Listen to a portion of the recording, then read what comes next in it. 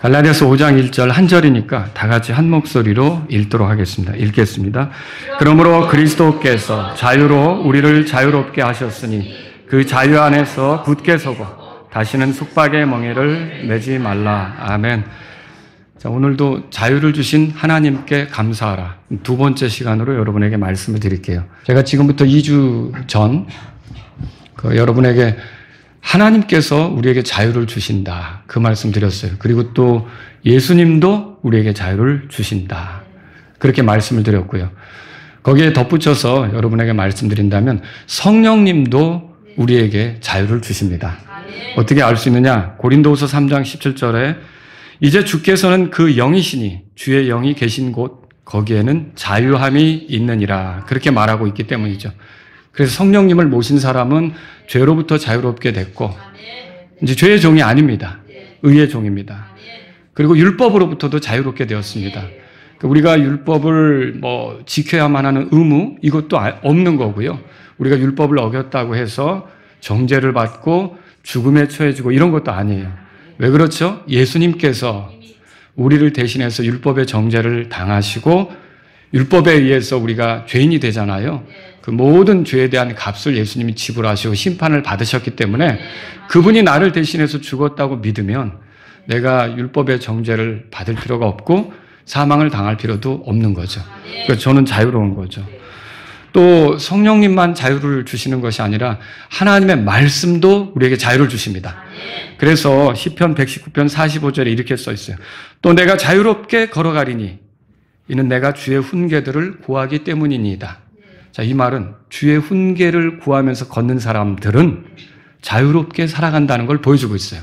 하나님 말씀을 찾으면 하나님 말씀을 통해서 우리가 자유롭게 걸어갈 수 있는 거죠. 죄의 유혹, 세상의 유혹 이런 것들을 뿌리치면서 자유롭게 걸어갈 수가 있게 되는 겁니다. 그래서 하나님 말씀을 또 야고보서 1장 25절에서는 완전한 자유의 법 그렇게 표현했어요. 들어보신 적 있죠? 그래서 하나님 말씀을 통해서 우리가 하나님이 기뻐하시는 대로 살면서 죄나 세상이나 그 육신의 영향을 받지 않으면서 우리가 걸을 수 있다는 것을 보여주고 있는 거죠. 이 자유에 해당하는 영어 단어 명사는 크게 두 가지입니다. 우리나라 말로는 다 자유로 번역이 돼서 그런데 하나는 프리덤, 다른 하나는 리버티 이렇게 되어 있습니다. 옥스퍼드 사전에 의하면 프리덤은 그 뜻이 뭔가 자기가 하고 싶은 대로 할 수 있는 힘, 권리 이런 걸 의미합니다. 이게 이제 이 명사가 신약 성경에 2번 정도 등장합니다.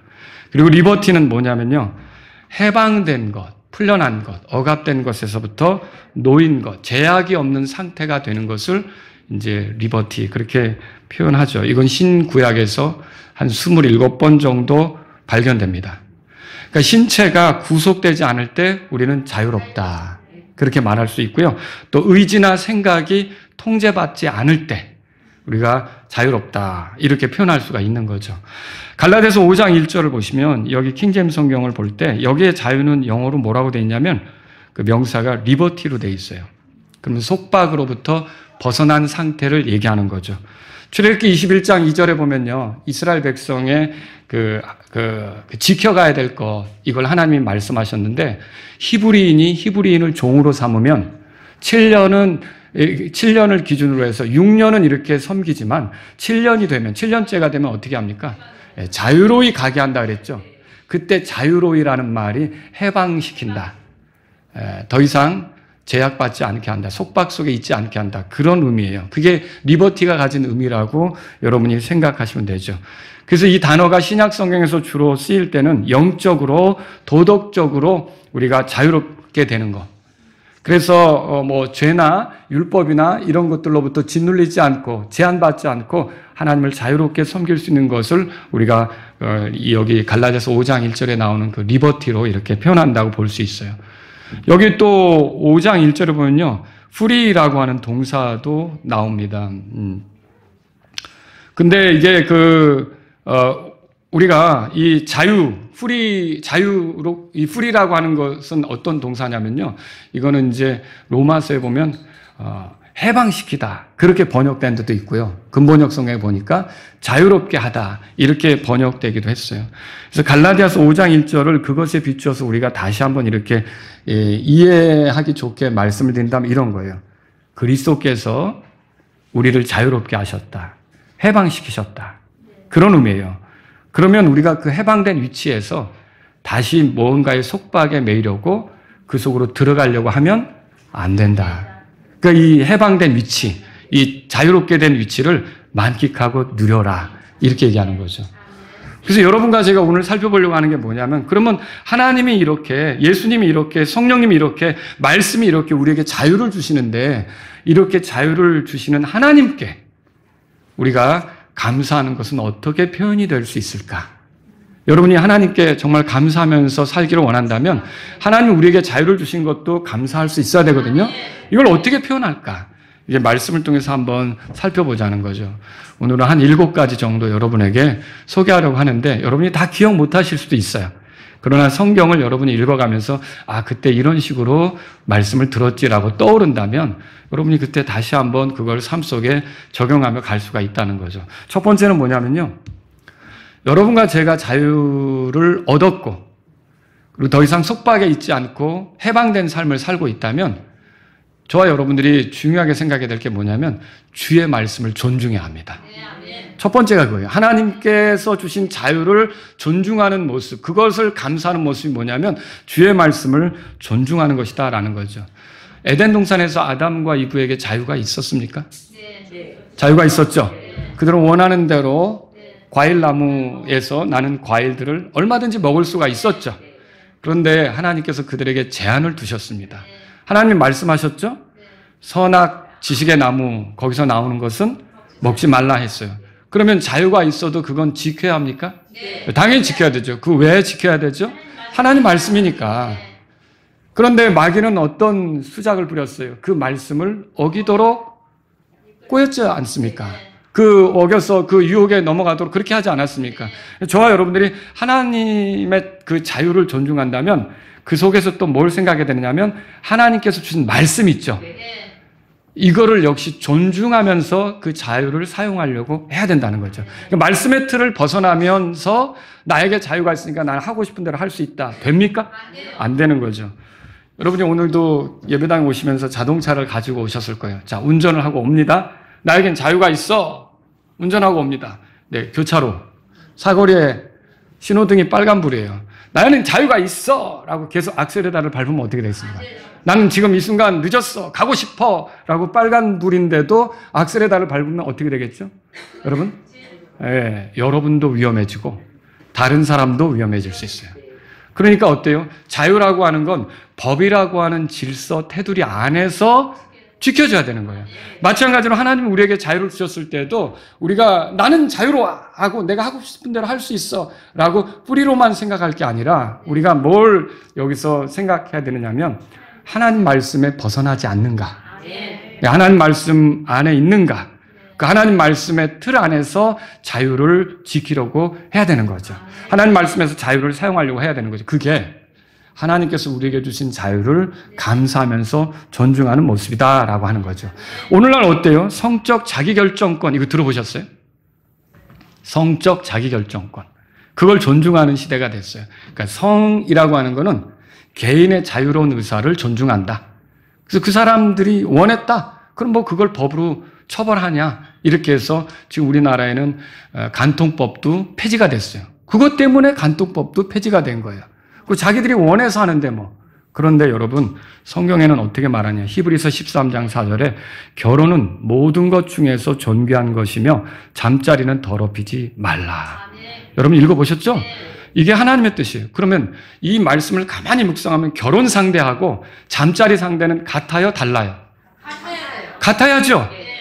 같아야 하는 거예요.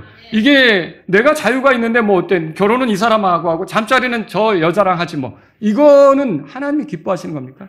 아니라는 거예요. 이렇게 되면은 이거는 자유가 아니라 죄예요, 죄. 하나님이 싫어하는 죄예요. 그래서 이게 음행이 되고 간음이 되는 거란 말이죠. 그러니까 세상이 어떻게 자유를 해석하고 어떻게 얘기하든지 저와 여러분들은 자유를 하나님이 주셨다면 하나님의 법을 떠나지 않고 그걸 넘어가지 않고 그 하나님의 법을 존중하면서 내가 자유를 쓰겠다. 그게 하나님을 존중하는 거죠. 우리에게 자유를 주신 하나님께 감사하는 모습이라는 거예요. 자, 두 번째로는요, 자유가 약한 자들에게 걸림돌이 되지 않게 해야 돼요. 고린도전서 8장 9절에 이렇게 써 있어요. 다만 너희의 이 자유가 약한 자들에게 결코 걸림돌이 되지 않도록 주의하라. 자, 그럼 내게 자유가 있다고 해서 다른 사람의 양심을 혼란스럽게 하면 됩니까? 안 되죠. 고린도전서 10장 29절에도 써 있어요. 표현의 자유가 있어요. 표현의 자유가 있다고 해서 다른 사람의 얼굴을 합성해서 엉뚱한 모습이 나오게 하면 됩니까? 안 되는 거죠.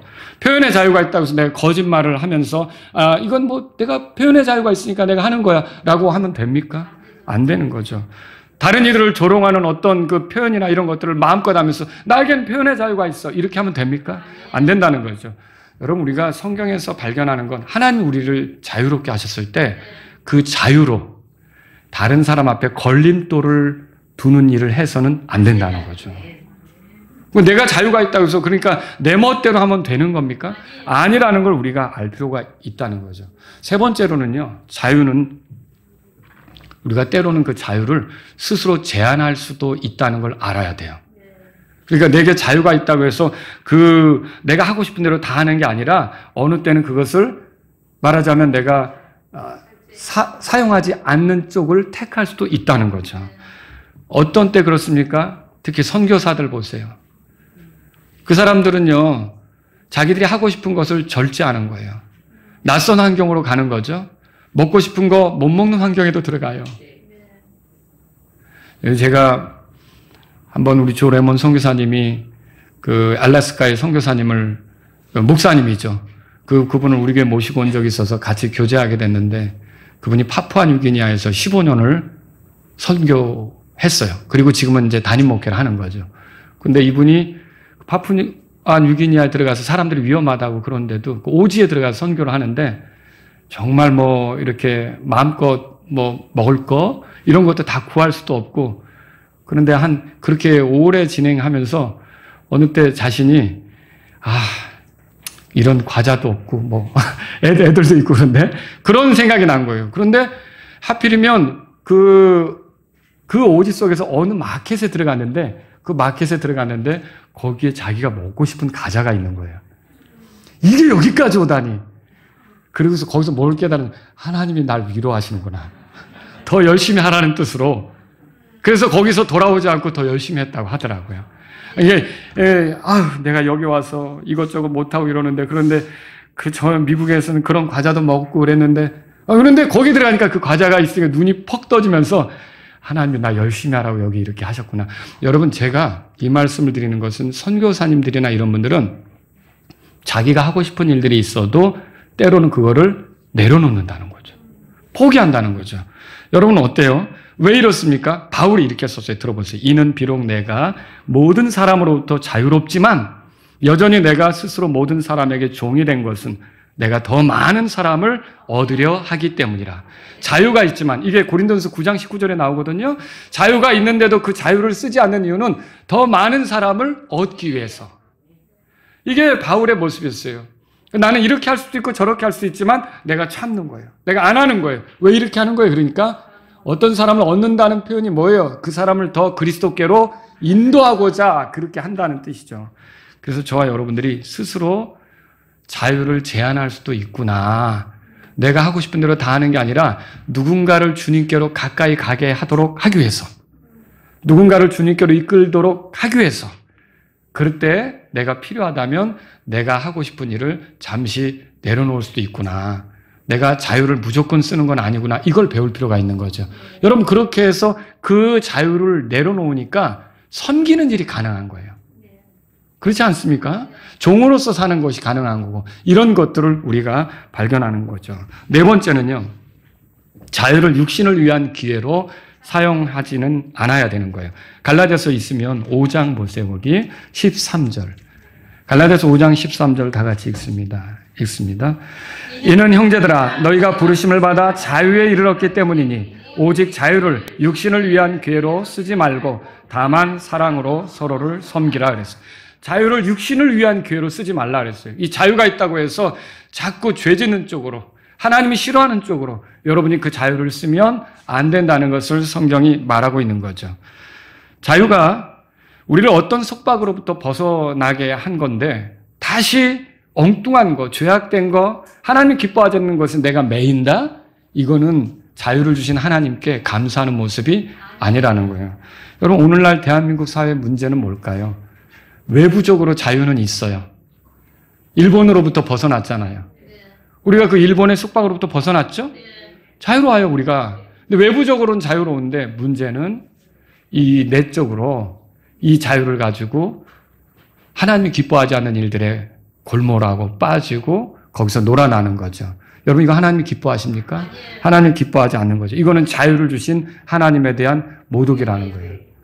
저와 여러분들이 이런 자유 속에 살고 있다면 이 자유를 주신 하나님께 감사할 때 오히려 자유로 하나님이 기뻐하는 것들을 더 하려고 해야 되는 거죠. 육신적인 그런 일, 죄악된 일, 성령님과 충돌하는 일, 그런 일로 이 자유를 잘못 사용하면 그것은 어리석게 가는 일이 된다라고 하는 거예요. 자, 5번째예요. 여전히 자유가 우리 있을 때 여전히 우리가 그래도 주의 종이라는 점을 기억하고 살아야 돼요. 베드로전서 2장 16절 읽어드립니다. 자유로운 자로서 너희 자유를 악의를 덮는 구실로 사용하지 말고 다만 그것을 하나님의 종들로서 사용하라. 자유를 사용하는데 하나님의 종들로서 사용하라 그랬어요. 여기서 말하는 자유로운 자는 원하는 대로 뭐든지 할 수 있는 제한받지 않은 위치에 있는 사람을 말하는데 이런 자유를 엉뚱하게 사용하면 안 된다는 뜻이죠. 이런 자유로 악의를 덮는 구실로 사용하면 안 된다는 거죠. 하나님의 종들로 사용하라 그랬어요. 여기서 중요한 표현이 우리에게 자유가 있어도 우리가 하나님의 종들임을 잊으면 안 돼요. 우리가 하나님께 속해 있다. 우리가 그분을 위해 있다. 그분을 위해 살도록 구원받았다. 그분을 위해서 나머지 삶에 시간을 보내도록, 재능을 보내도록, 물질을 사용하도록 하나님께서 예수님을 통해 우리를 자유롭게 하셨다. 여러분과 제가 이것을 알아야 된다는 거죠. 그래서 이 하나님께 감사하는 방법은 뭐냐면 하나님 저에게 자유를 주셔서 감사합니다. 제가 죄의 속박에서부터 벗어나고 율법의 굴레에서부터 벗어났는데 하나님이 주신 이 자유로 저는 하나님의 종으로 살기를 원합니다. 여러분, 6년 동안 히브리인의 종생활을 하다가 7년째 내보내려고 할 때, 자유롭게 가려고 하라고 할 때, 그 집 주인 품 안에서 이렇게 내가 살면서 가정을 이루게 됐어요. 가정을 이루게 된 거예요. 그 주인이 또 허락해서 아내도 생겼고, 자녀도 생긴 거예요. 근데 나갈 때는 자기 혼자 나가야 되는데, 여러분, 이 아내도 소중하고, 또 자녀들도 생겼잖아요. 자녀들도 소중하고, 그리고 나에게 그런 호의를 베푼 주인도 너무 귀하고, 그래서 자기가 영원한 종이 되고자 할 때는 어떻게 하던가요?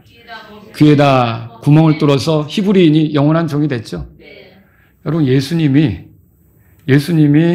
우리를 사랑하셔서 이 십자가에서 상처를 내시고 우리를 위해서 하나님의 종으로서 섬기신 걸 여러분 믿으십니까?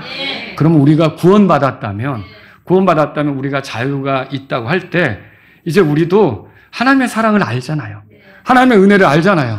하나님의 긍휼을 알잖아요. 그러면 저와 여러분들이 기꺼이 내게 자유가 있지만 나는 하나님의 종입니다. 이게 자유를 주신 하나님께 감사하는 자세죠. 여러분, 또 고린도전서 7장 22절에 보면 이렇게 써 있어요. 이는 주 안에서 부르심을 받은 자는 종인 상태라도 주께 속한 자유인이고 또 그와 같이 부르심을 받은 자는 자유로운 자라도 그리스도의 종이기 때문이라. 자유로운 자라도 뭐라고 돼 있어요? 그리스도의 종이라고 돼 있죠. 여러분이 자유로운 자지만 그리스도의 종이며 하나님의 종임을 잊지 않고 사는 게 자유를 주신 하나님께 감사하는 방법이에요. 이렇게 살아가야 되는 거죠. 그래서 내가 내 멋대로 하는 게 아니라 나는 그분께 속해 있다. 그분이 나의 주인이시다. 그분을 위해 살아가는 게 내 삶이다. 이렇게 정리하시면 되겠습니다. 6번째로 말씀드릴게요. 자유를 귀하게 여기며 선용하는 것이 자유를 주신 하나님께 감사하는 거예요. 이 자유라고 하는 거는 굉장히 소중한 겁니다. 북한 사람들에게 인권이란 의미가 그게 무슨 말이야? 그 의미를 이해하겠어요? 북한에서 어떻게 인권을 얘기할 수가 있어요? 로마 사람이 된다. 이거는 그 당시에 자유인이 된다는 의미거든요. 바울의 예를 들어볼게요. 바울이 복음을 전하던 시절에는 유대인, 이방인, 매인자, 자유로운 자들이 있었어요. 매인자, 자유로운 자들이 있었어요. 그 당시 로마는 전쟁을 많이 했잖아요. 그 주변 나라들을 정복하면서 전리품으로 사람들을 많이 얻었거든요. 이 사람들을 데려다가 노예로 부렸어요. 그 로마 시내에는 노예의 수가 어마어마했죠. 그 노예를 이제 황실에도 쓰고, 그리고 전쟁한 사람들이 승리한 장군들이 나누기도 하고, 또 노예 시장에 갖다 팔아서 부자나 귀족들이 데려가서 사용하기도 하고, 노예들이 굉장히 많았던 거예요. 근데 그런 거에 비하면 바울은요, 사도행전 22장 28절을 보니까 나면서부터 자유인이었다고 써 있어요. 그러면 바울이 자유인이었을 때 혜택은 뭐가 있었을까요? 여러 가지가 있었죠. 예를 들면 벨릭스라고 하는 사람 앞에 이렇게 매여 있을 때, 거기에 갇혀 있던 시절이 있었죠. 그때도 벨릭스는 자기 백부장에게 명령해서 바울을 지키게 했고, 성경에 그렇게 써요. 그에게 자유를 주어. 그 친지들이 와서 만나고 싶다면 얼마든지 만나게 해라. 자유가 그런 거예요. 자유가. 또 여러분, 로마인으로서 자유롭다면 정죄받지 않은 상태에서, 법에서 정죄받지 않은 상태에서 그 사람을 때리면 돼요? 안 되죠. 근데 빌립보에 갔을 때 그 빌립보의 그 마귀 들린 소녀를 바울이 온전케 해줬다가 그 소녀의 주인에게 고발당해가지고 행정관들에게 끌려가서 맞았잖아요. 그리고 감옥에 갇힌 적이 있었죠. 그때 나중에 그 풀려나면서 로마인인 나, 자유인인 나를 그렇게 때려놓고 무사할 줄 알아? 바울이 한 소리 하죠. 그러니까 행정관들이 어이쿠 이거 크게 잘못했구나라고 쫓아와서 우리가 잘못했으니까 여기서 떠나달라고 이렇게 하는 거 여러분 성경을 좀 읽어보시죠. 자유인은 그런 특권이 있는 거예요. 그리고 재판 깊이 할 수 있는 특권도 있어요. 그러니까 이 예루살렘의 수제사장들과 또 장로들이 바울을 고소했네요. 바울을 고소한 거예요. 그런데 그때 베스도 총독 시절이었는데 그 바울을 고소했을 때 이 유대인들 앞에서 재판받으러 가다가 죽을 수도 있거든요. 그러니까 바울이 뭐라 그러냐면 나는 이 사람들이 아닌 카이사르에게 내가 재판받겠다. 자기가 재판받는 재판정을 정하잖아요. 여러분 그래서 카이사르에게까지 가는 여행을 하잖아요. 그때 이 사람을 데려가는데 네가 알아서 거기까지 찾아가 그럽니까? 호송을 하죠. 그 백부장이 지키고 호송을 하죠. 그리고 나중에 율리오라고 하는 사람은 얼마나 깍듯하게 이 바울을 로마로까지 이렇게 가는데 안전하게 데려갑니까? 자, 이게 자유인이 누리는 혜택들이에요. 자, 이 성경을 통해서도 자유가 이렇게 굉장히 귀하다는 걸 우리가 보는 거죠. 저와 여러분들은 자유에 대해서 감사하십니까? 이 귀하다고 느끼냐는 거죠. 법을 지키는 범위 내에서 우리가 이사도 자유롭게 할 수 있고, 표현도 자유롭게 할 수 있고, 신앙도 자유롭게 가질 수 있고, 교회도 이렇게 자유롭게 올 수 있고, 사상도 내가 어떤 사상을 갖든지 자유롭게 선택할 수 있고, 배우는 것도 내가 원하는 대로 배울 수가 있고, 여러분 이게 복이라고 느끼십니까? 이런 자유를 느끼는 세상에 여러분과 제가 살고 있다면 그 자유를 선용할 줄 알아야 돼요. 선하게 쓸 줄 알아야 된단 말이에요. 얼마 전 북한에서는 나만의 드라마를 보고 나만의 음악을 들었다는 이유로 10대의 아이들이 많은 사람들 앞에서 본보기가 되어 처형당했어요. 여러분 그런 소식 들어보신 적 있죠? 근데 그들에게 보고 들을 수 있는 자유도 없는 거예요. 저는 이제 중국에 갔을 때도 유튜브 좀 보려고 그랬는데 그게 안 되는 경우도 있더라고요. 이게 왜 그래? 사회주의 국가나 이 공산주의 국가에서는 제한하는 게 많은 거죠. 자유롭지 않은 거죠. 자, 여러분 그런데 보세요. 그 소년들, 청소년들이죠. 10대의 청소년들인데 이 사람들을 변호하겠다고 누군가 나선다. 이 어린 것들을 좀 봐주세요. 또 이 아이들이 호기심이 있어서 그랬어요. 아이들 때는 그럴 수도 있지 않습니까? 변호하는 게 가능할까요? 왜 안 되죠? 거기서는요, 그런 자유도 없고, 변호사를 선임할 자유도 없고요. 만약에 누가 변호하겠다고 나서면 그 사람은 어떻게 됩니까? 동조자예요. 무서운 말이 동조자예요. 이게 동조자란 말로 도장을 확 찍으면 굉장히 무서운 거죠. 여러분, 이렇게 생각할 수도 있고, 저렇게 생각할 수도 있고, 이렇게 볼 수도 있고, 저렇게 볼 수도 있는 거 아닙니까? 그런데 이게 이 청소년들을 변호해, 너도 같이 죽어. 이러면 끝나는 거죠. 근데 이 북한은 그런 세상이고요. 저와 여러분들은 어떠냐는 거예요. 저와 여러분들은 자유를 가지고 있죠. 변호사를 선임할 수 있습니까? 경찰이 딱 범인을 잡으면 하는 그 고지가 있죠. 당신은 변호사를 선임할 수 있습니다. 그 얘기 꼭 하잖아요. 근데 너 혼자 죽어라 그 법이 없는 거예요. 너를 위해 구제책을 마련할 수 있다 이거죠. 이게 자유로운 나라죠. 여러분과 제가 이런 자유 속에 살고 있다면 그 자유를 귀하게 여겨서 선용할 줄 알아야 돼요. 자, 그럼 어떻게 하면 선용하는 건가? 여러분은 성경을 읽을 수 있는 자유가 있어요, 없어요? 북한에서는 있어요, 없어요? 북한에서 성경을 읽어요? 아, 여러분 이 성경 읽어보니까 은혜롭습니다라고 김일성 광장에서 여러분 얼마나 은혜로운지 아세요? 그랬다가 어떻게 될까요?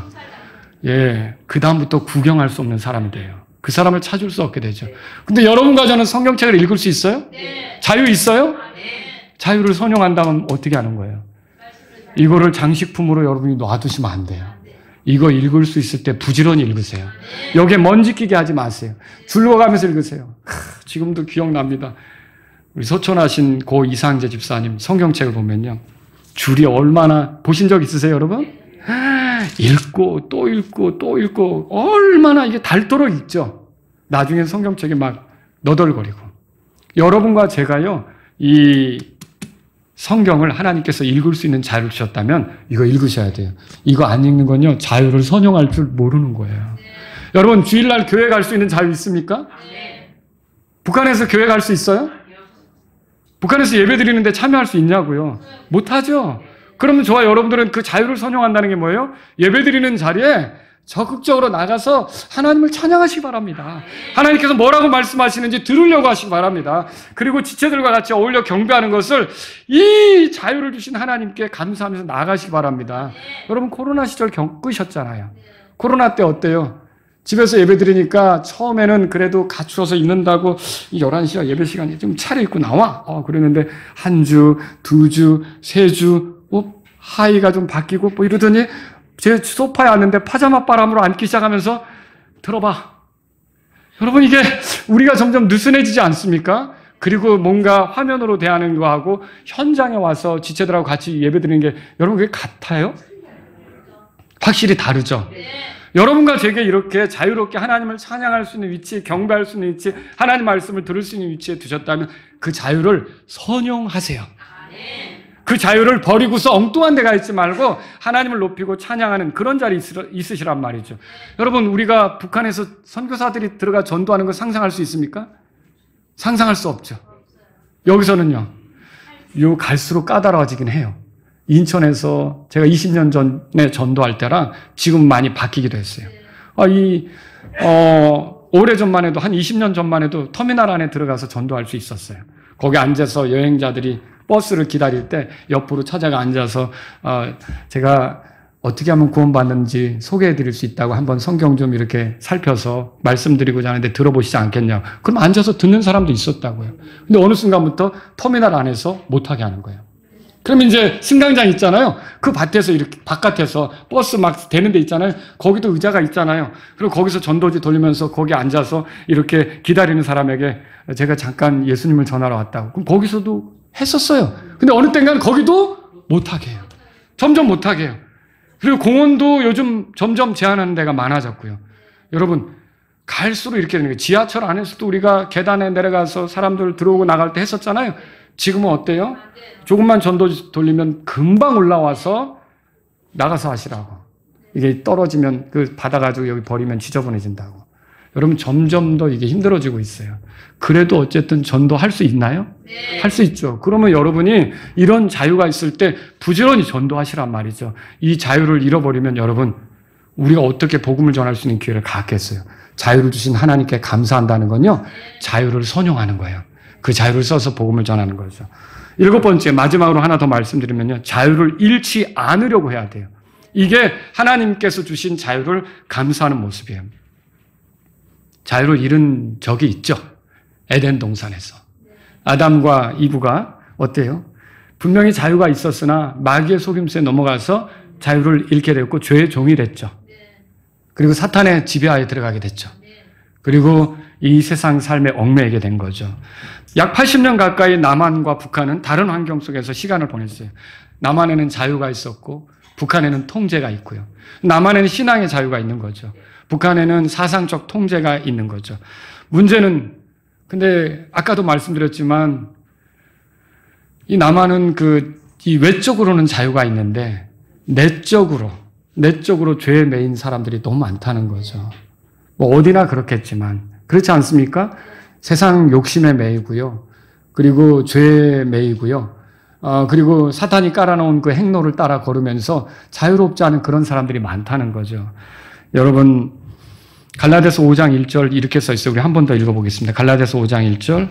그러므로 그리스도께서 자유로 우리를 자유롭게 하셨으니 그 자유 안에 굳게 서고 다시는 속박의 멍에를 매지 말라 그랬어요. 자, 죄와 율법으로부터 해방시켜 자유를 주셨는데 다시 죄의 종처럼 산다? 죄의 습관에 빠져든다? 맞아요? 그래서는 안 된다는 거죠. 자, 그리고 율법으로부터 벗어나게 했는데 내가 율법을 지켜야 구원받는 것처럼 하면 돼요? 여러분이 율법을 어기면 구원을 잃어버립니까? 아니에요. 이 교회 다니는 사람들도 그런 착각에 빠진 사람들이 있어요. 율법을 지켜야 구원받고 율법을 지켜야 구원을 잃어버리지 않는 것처럼 생각하는 사람들이 있는데 천만에요. 우리의 구원은 예수님에게 달려 있어요. 예수님이 십자가에서 흘리신 피로 우리가 모든 죄에서 정결하게 되며 예수님의 죽으심과 묻히심 부활이 나를 위한 거라고 믿을 때 나를 구원하는 거는 율법을 지키는 내 행위가 아니라 예수님이시란 말이죠. 그러니까 저와 여러분들은 예수님께만 감사하시면 되는 거죠. 근데 이 율법으로부터 벗어나게 했는데 또 구원을 잃어버리지 않겠다고 율법을 지키는 일에 들어가는 거예요.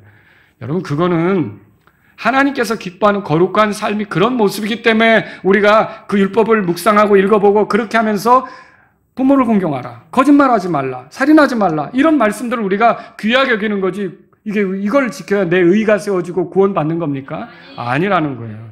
저와 여러분들은요 이렇게 그 자유를 잃어버리고 속박 속으로 들어가는 걸 두려워하셔야 돼요. 우리가 자유를 누리는 환경을 가지고 있다면 이 외적으로도요 그 자유를 지키려고 해야 돼요. 여러분, 차별금지법은 왜 위험합니까? 그리스도인은 왜 차별금지법에 반대합니까? 차별금지법이요 우리의 자유를 제한하는 법이기 때문에 그래요. 하나님이 우리에게 주신 자유를 제한하는 거예요. 표현의 자유를 제한하는 거예요. 여러분, 동성애는 죄다 말할 수 있습니까? 우리가 그렇게 표현할 수 있습니까? 근데 법으로 그거를 못하도록 제한하는 거예요. 그렇게 말하면 벌금을 물리겠다는 거죠. 신앙의 자유를 제한하는 거죠. 우리가 기독교인으로서 예수님만 구원의 길이다 말할 수 있습니까? 자기네만 그렇게 하면 그거는 다른 종교를 모독하는 거다라고 벌할 수도 있는 거예요. 차별금지법이 그런 거예요. 그러니까 여러분과 저는 차별금지법에 대해서 찬성하면 돼요? 기독교인이 돼가지고 차별금지법에 찬성하면 그 말이 안 되죠. 그 신앙 자체가 의심스러운 거죠. 공산주의, 사회주의로 가는데 가장 큰 걸림돌이 뭐라고 생각하십니까? 기독교예요. 기독교예요.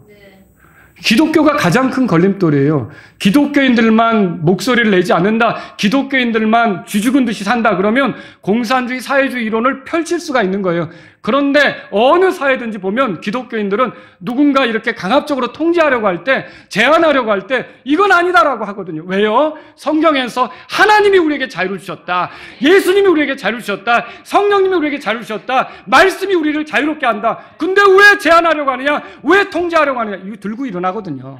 그래서 기독교인들을 잠재워야 돼요. 근데 기독교인들을 잠재우려면 방법이 없어요. 근데 법으로 하면 가능해요. 기독교인들은 동성애를 죄라고 하죠. 왜요? 성경이 그렇게 말하잖아요. 기독교인들은 오직 성은 남성과 여성만 있다고 그러죠. 왜요? 성경에 그렇게 말하잖아요. 하나님이 남자와 여자를 만드셨다고 돼 있지, 남자와 여자와 중자와 뭐 이런 거 만들었다 그래요? 없죠. 남자와 여자만 있는 거죠. 그 성경에 나오는 거잖아요.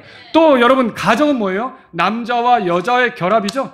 네, 남자가 그 부모를 떠나 자기 아내와 연합하여 한 몸을 이룬다. 그게 가정 아닙니까? 근데 오늘날에는 남자와 남자도 가정을 이룰 수 있는 것처럼 얘기하려고 그래요. 근데 우리는 그건 아니다. 남자와 여자가 결합해서 가정을 이룬다. 그거 우리가 무슨 근거로 그 얘기를 하는 거예요? 말씀에서죠. 성경에서죠. 성경에서 이런 얘기를 하는 거예요. 성경을 그런데 사회주의를 하려고 하는 사람들은요. 그러면 그 사람들의 입을 막도록 성경이 말한 거 있죠. 그걸 죄라고 규정을 하면 그 기독교인들이 그것에 대해서 함부로 말하지 못할 것이고 아니 말한다고 해도 벌금을 물면서 위축될 것이고 그들의 힘이 약화될 거라고 생각하는 거예요. 그래서 사회주의를 하는 사람들이 차별금지법을 그렇게 밀어붙이려고 하는 거예요. 그러니까 기독교인들을 입막음하려고, 입틀막하려고, 더 이상 떠들지 못하게 하려고, 그리고 위축시키려고, 자유롭게 이렇게 신앙을 표현하지 못하게 하려고 그렇게 하는 거죠. 여러분이 뭐 성소수자를 대변한다? 그거는 가당치 않은 소리예요. 표면적으로는 그렇지 사실은 기독교인들과 보이지 않는 영적 전쟁을 하고 있는 거예요. 이건. 그러니까 저와 여러분들이 이런 것에 대해서 주의하셔야 돼요. 예를 들어 통치자가 대통령이 되겠다고 하는 사람이 공공기관이나 금융기관에 30% 이상을 성소수자로 세우겠다. 여러분 그러면 어떻게 하겠습니까? 있을 수 없는 일이죠. 그게 소돔처럼 되는 거 아닙니까? 우리 세상에 약 30% 정도가 그런 사람으로 가득 차는 걸 원하십니까? 아니죠. 그리고 실제로 30%도 안 될 거예요. 그런데 왜 그런 영역에 30%의 혜택을 주느냐는 거예요. 다른 정상적으로 우리가 살아가는 사람들에게 왜 그 기회를 빼앗느냐는 거죠. 그게 맞는 겁니까? 아니죠. 그 계속 나는 차별금지법이 통과되도록 일할 것이다. 그런 통치자가 나온다면 여러분 우리가 그런 사람을 지지할 때는요. 갈라디아서 5장 1절 말씀은 도려내는 것과 같은 거예요. 다시는 뭐라고 되어 있어요? 속박의 멍에를 매지 말라고 그랬잖아요. 우리나라가 사회주의화 되는 거, 공산주의화 되는 거, 전체주의 국가가 되는 거 여러분 이거 두려워해야 합니다. 갈라디아서 5장 1절의 말씀을 외면하지 않으려면 이 말씀을 가슴에 새기고 우리나라는 절대 그런 나라가 되지 않아야 된다라고 여러분이 기도하면서 자유를 소중하게 여겨야 돼요. 왜 자유를 하나님이 주셨으니까. 소위 믿음 좋은 어떤 사람은 그렇게 얘기할 수도 있어요. 사회주의가 되면 어떻고 공산주의가 되면 어떻습니까? 내가 순교로 믿음을 지키죠. 근데 여러분 그러면 그렇게 되면 복음을 전할 수 있어요? 그럼 이뤄진 혼들은 어떻게 할 거예요? 그럼 그렇게 되면요 교회를 세우라는 주님의 말씀인데 교회를 세우고 싶은데 교회 세울 수 있는 환경이에요? 그것도 아니죠. 그럼 여러분 뭐예요? 이런 것들은 자기 입장만 생각하는 이기주의라는 거예요. 복음과 교회에 대해 생각이 없는 거죠. 이건 옳지 않아요. 근데 저한테 또 누군가 이렇게 물을 수 있어요. 목사님은 왜 그렇게 사회주의를 그렇게 싫어합니까? 아니, 저만 싫어하는 게 아니라 정상적인 기독교인들은 다 싫어하게 돼 있어요. 이 사회주의를 싫어하는 건요, 진화론을 싫어하는 것과 같은 거예요. 진화론을 싫어하는 거랑 똑같은 거예요. 왜 그러냐면 이게 진화론하고 사회주의의 관계는요, 어떻게 되냐면 사회주의가 진화론의 적합벌 돼요. 무슨 말을 하려고 하냐면요, 자본주의를 과학적으로 비판하고 유물론 체계를 한 사회주의 이론을 최초로 정립한 사람이 누구냐? 칼 마르크스예요. 카를 마르크스라고도 하고요. 들어보셨죠? 근데 이 사람이 공산당 선언을 하면서 어떻게 했냐면 유물론을 바탕으로 해서 공산당 선언을 했어요. 유물론. 들어보셨어요? 진화론하고 유물론이 형제란 말이에요. 그 유물론에서 나온 게 사회주의란 말이에요. 그러면 유물론이 뭡니까? 여러분 진화론은 뭐예요? 먼지에서부터 시작해서 우리가 왔다는 거 아닙니까? 거기 하나님이 있어요? 없어요? 그럼 유물론은 뭐예요? 유물론은 이거예요. 들어보세요. 만물의 근원을 물질로 보고 모든 정신현상도 물질의 작용이나 그 산물이라고 주장하는 이론. 그러면 진화론처럼 유물론도 하나님을 인정해요? 거부해요?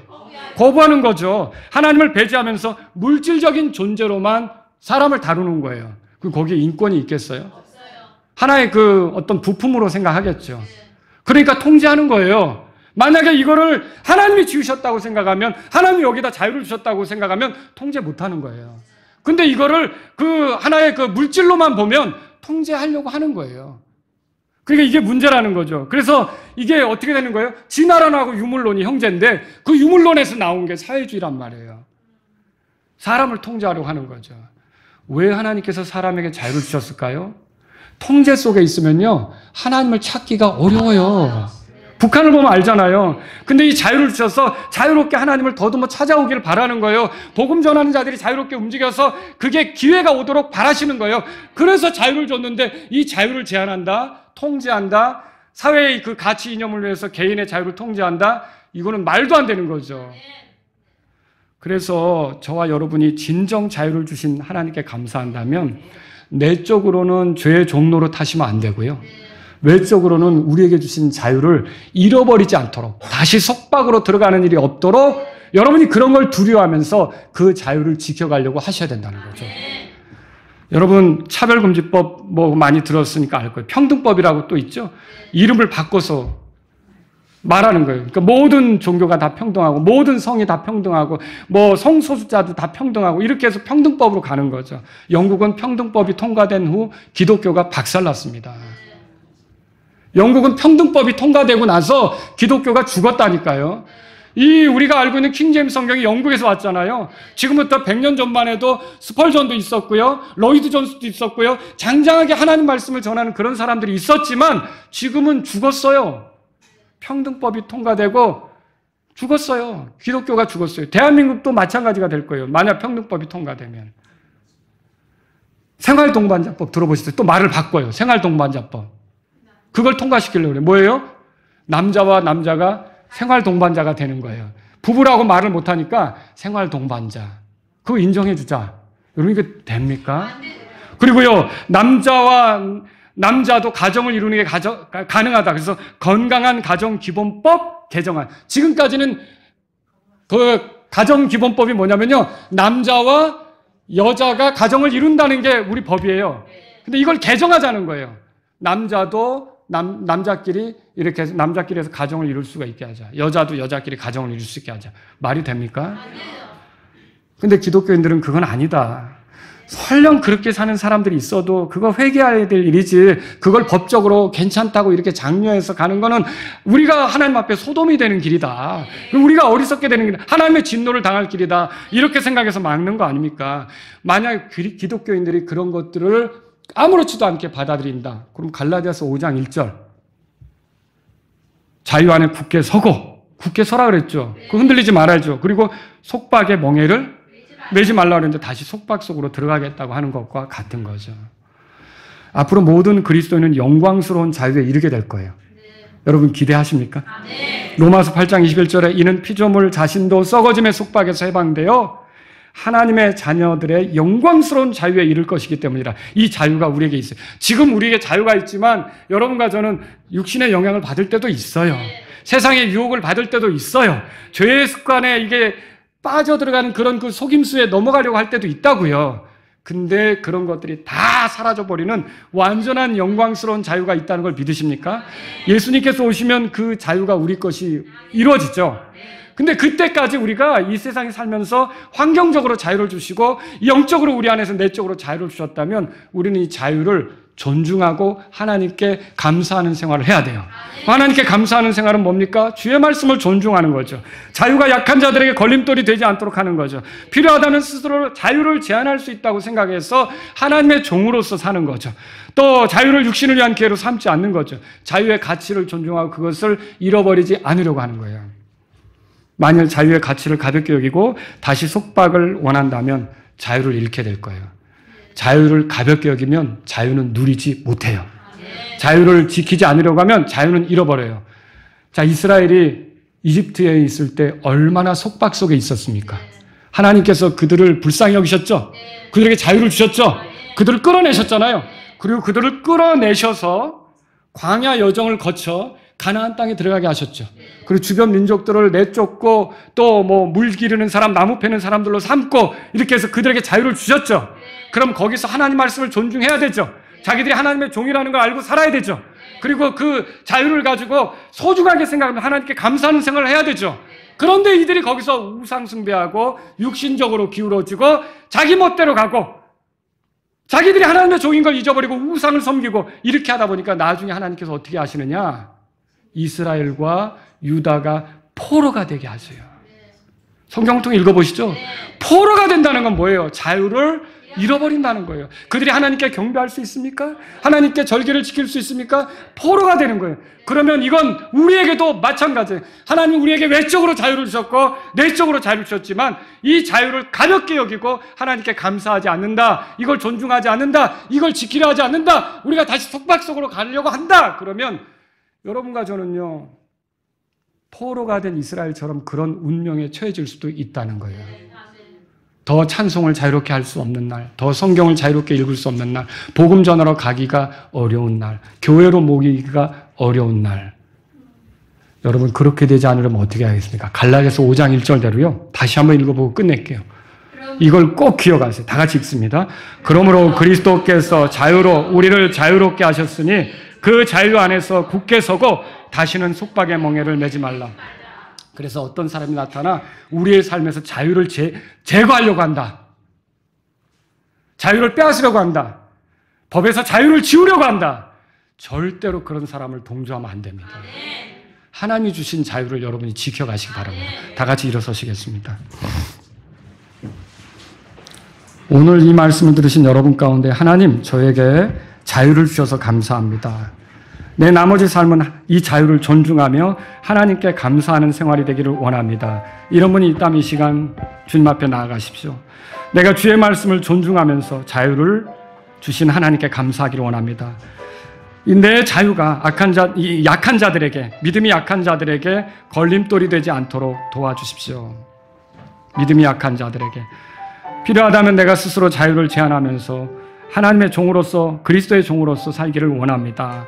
이런 분이 있다면 이 시간 주님 앞에 나아가십시오. 또 자유를 육신을 위한 기회로 삼지 않고 자유를 잃어버리지 않도록 지켜가는 사람이 되기를 원합니다. 이런 분이 있다면 이 시간 주님 앞에